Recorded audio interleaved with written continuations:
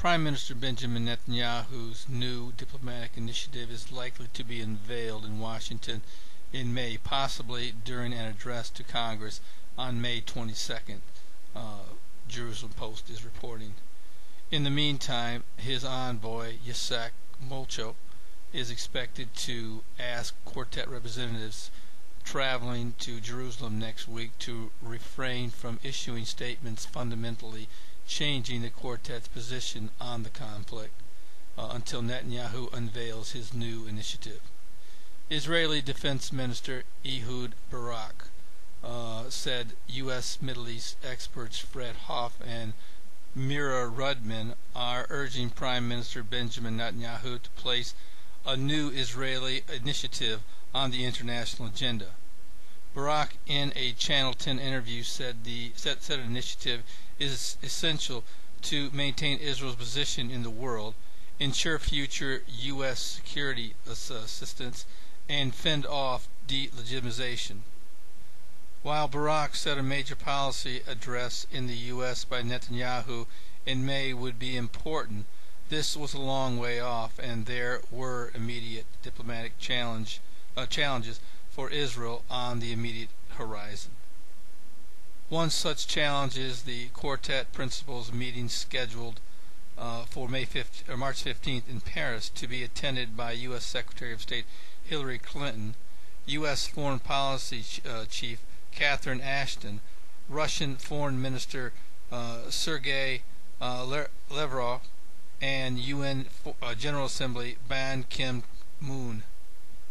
Barak said that if the forum issued a statement showing movement closer to the Palestinians' position, Israel would be in a worse position.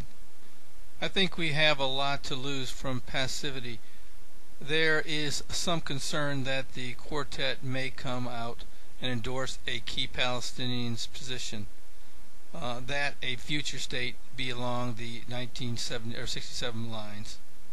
While Netanyahu is keeping details of any new initiative very close to his chest, Barak hinted at a direction, saying there was a widespread understanding of the need to move in a phased, gradual manner toward an agreed upon objective.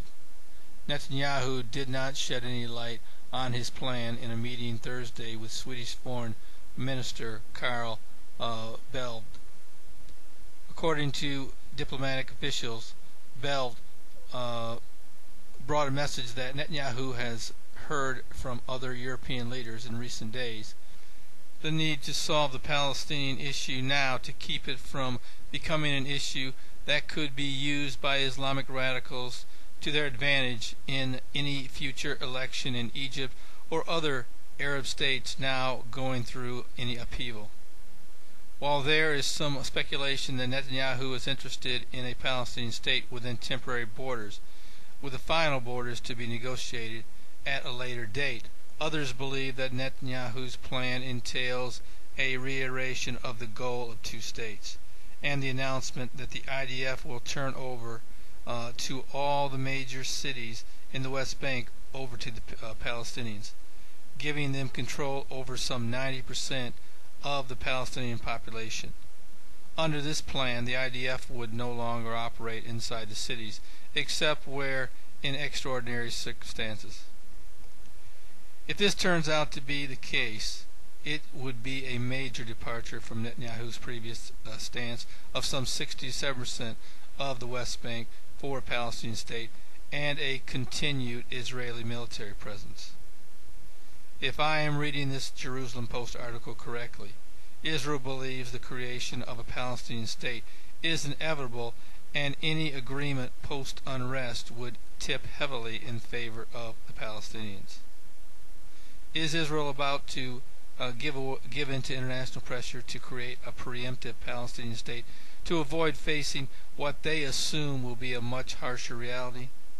Has the Middle East revolt actually hastened the need for Israel to move forward with a serious two-state plan, or is this just another false alarm?